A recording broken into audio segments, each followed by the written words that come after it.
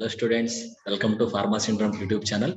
And today our discussion is on receptor pharmacology part 3. So in part 1, part 2, we already completed ion channel receptors as well as G protein coupled receptors. And today is part 3. The part 3 is regarding enzyme linked receptors. So third type of the receptor is enzyme linked receptor. So here mainly the receptors are interlinked. The receptors are interacting through the enzymes. That's why these receptors are called as enzyme linked receptors. The other names are like catalytic receptor. Other names like catalytic because enzyme is a catalyst.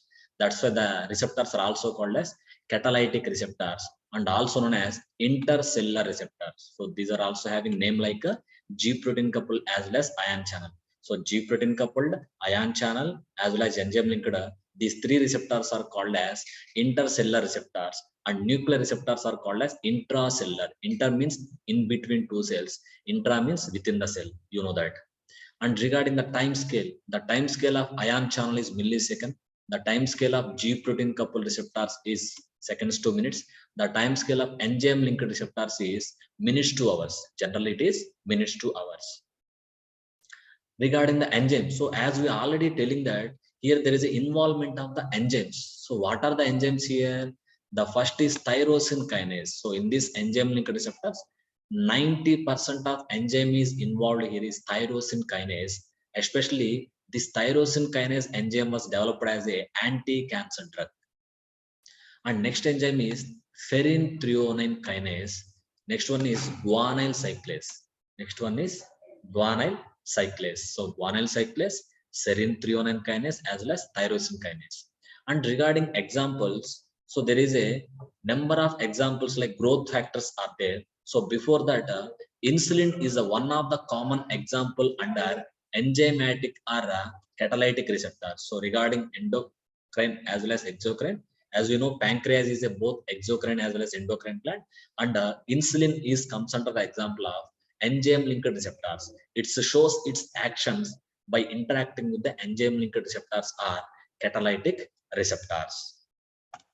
Okay, next, just a second. So next here, like a signal transduction mechanism in the G protein coupled receptors, there are also a signal transduction mechanisms in the enzyme linked receptors. So here the signal transduction, so the enzyme linked receptor signal transduction is very, very complex and it is no need of that much detail for us. So simply I design a flow chart and simple, it is like our assumption and for our understanding purpose. Okay, so what is happening? Initially the common thing is binding of a agonist to the receptor, that is enzyme or catalytic receptors. So when the ligand molecule is binds, there is a dimerization, the one receptor becoming two, that is dimerization of receptors.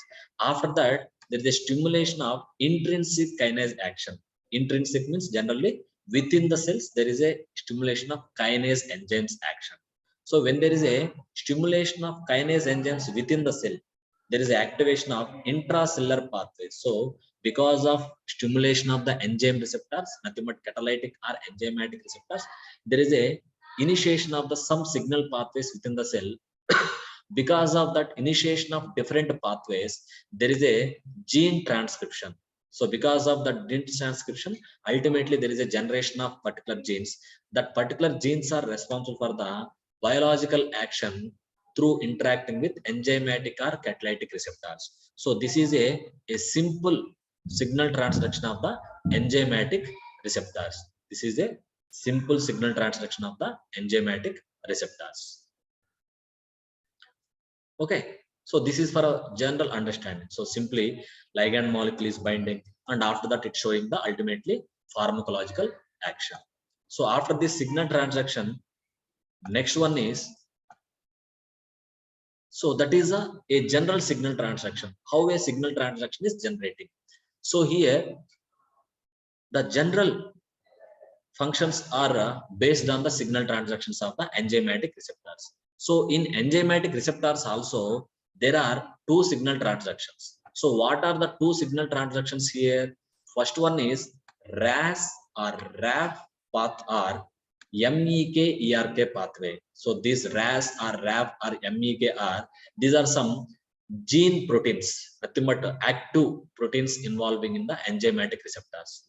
So here, the main function of this RAS, RAF or MEK-ERK pathway is cell signaling as well as tissue repair.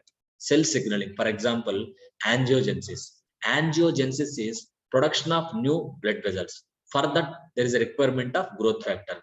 When this growth factor giving the signal, there is a more production of the blood vessels, that is angiogenesis. And tissue repair, when there is a requirement of repair in the tissues, then this pathway will be activated. And next pathway is the JAK-STAT pathway. This JAK-STAT pathway involving in immunity, immunological reaction, cell death, nothing but apoptosis, cell division, as well as tumor formation.